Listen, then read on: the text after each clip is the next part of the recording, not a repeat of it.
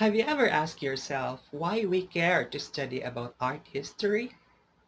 These are the key points why learning art history is beneficial. It also helps to learn about crucial times in history and know exactly how the experience of that timeline was like. The history behind artworks at separate times helps to learn different cultures. Now let's begin with Stone Age, 30,000 to 2,500 BC, where the first permanent settlement took place at around 8,000 to 2,500 BC, celebrates the iconic Venus of Willendorf, cave paintings in Altamira, Spain, and the Stonehenge, which have been believed to be of practical functions for survival. Ancient Egypt, 3100 to 30 BC, where art was an important vessel to flesh out the ancient Egyptians' strong belief in the afterlife, where they utilized in the building of the pyramid that served as the resting place of pharaohs. Art relief sculptures and murals in a remarkable style of frontalism, stone monument shaft called obelisk, hieroglyphics, and even in the art and science of preserving the human body in the form of the mummification process. In 850 to 31 BC, Greek and Hellenistic era emerged, with the idealism in arts among Greeks on balance and perfect proportions. In fact, they perfected sculptures of human figures. Architectural orders like the Doric, Ionic, and Corinthian were also made.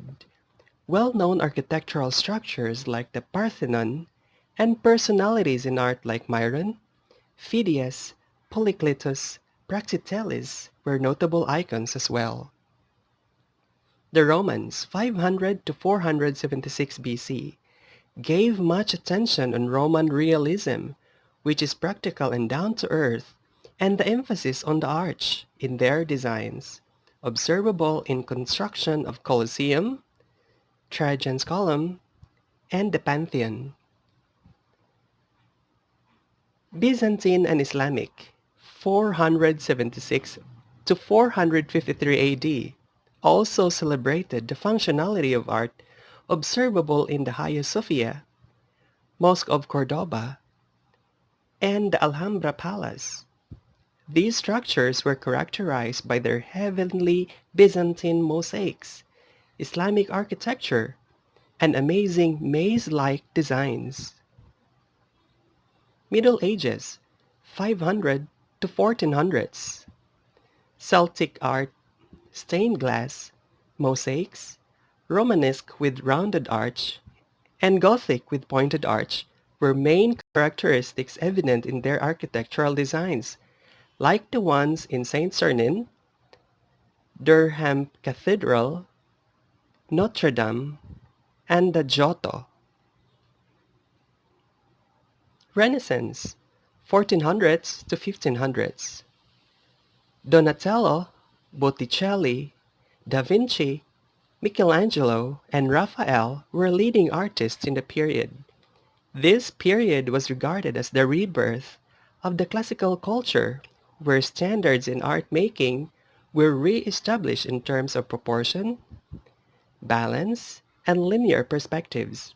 And the well-known painting of Da Vinci, the La Gioconda, and the Last Supper were painted in this period. Baroque, 1600s to 1750, where the splendor in art production flourished for the church or God and utilized art as a weapon in the religious wars between the Catholics and the Protestants that took 30 years. It's from 1618 to 1648, where Gian Lorenzo Bernini was commissioned to build the St. Peter's Basilica. Rubens, Rembrandt, and Caravaggio were notable artists in the period, and the Palace of Versailles remained a remarkable structure built in the Baroque. Neoclassical, 1750 to 1850, was the period that recaptured the art of the Greco-Romance grace and grandeur. This includes the concentration on Greek and Roman mythology and history for subjects, a prioritization of the heroic male nude in dramatic lighting, clean style, hard edges and bright primary colors in painting, and highly polished marble in sculpture. Art production propelled artists after the discovery of the artifacts from the buried ancient city of Pompeii. Romanticism, 1780 to 1850. The art movement that coexisted with the Neoclassicism characterized by the triumph of imagination and individuality in arts. Romantic art focused on emotions, feelings, and moods of all kinds, including spirituality, imagination, and mystery, and even fervor.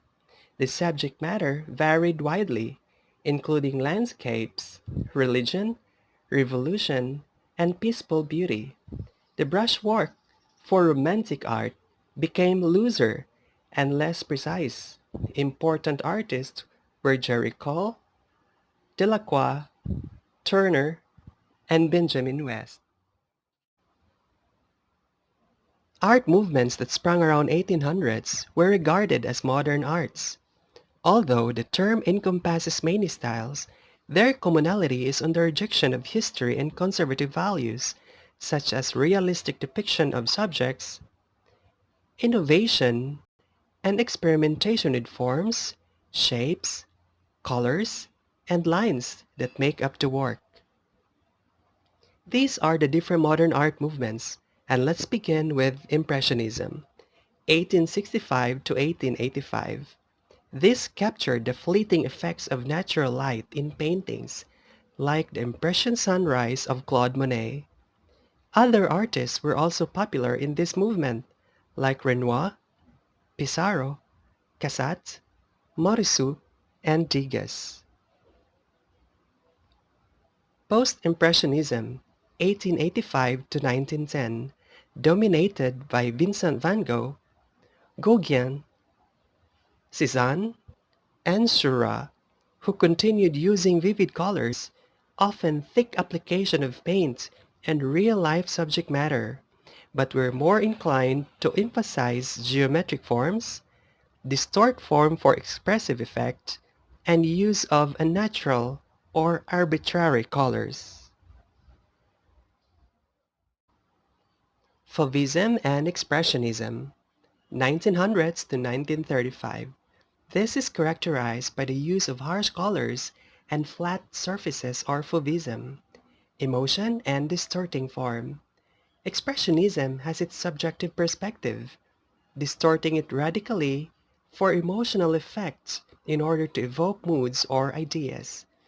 This movement was dominated by Matisse, Kirchner, Kandinsky, and Mark. The pre- and post-World War I experiments result to new forms to express modern life, where Cubism and Futurism from 1905 to 1920 existed. Cubism featured a multiple perspective to represent the totality of the objects in the same plane, and Futurism emphasized the dynamism, speed, energy, and power of the machine, and the vitality, change, and restlessness of modern life. These were dominated by Pablo Picasso, Buccioni, and Severini. Dadaism and Surrealism, 1917 to 1950, dominated by Duchamp, Salvador Dali, Ernst, de Chirico, and Kahlo, with their artworks characterized by ridiculous motifs, painting dreams, and exploring of the unconscious. Abstract Expressionism, 1940s to 1950s. The leading artist in this movement was Jackson Pollock. The expression of reality expressed in a non-representational statement with line, color, and size, as well as the aggressive mingling of colors, shapes, and forms that creates a painting of pure thought and emotion. Remember, art history brings together the meaning and interpretation of encrypted messages in old artworks. So, tracing the historical development of arts can be an enjoyable journey towards enlightenment while learning a lot at the same time. To check how far you've learned in this episode, please answer the quiz at the end of this video. Thank you so much, my dear students. Goodbye for now, and see you in the next episode.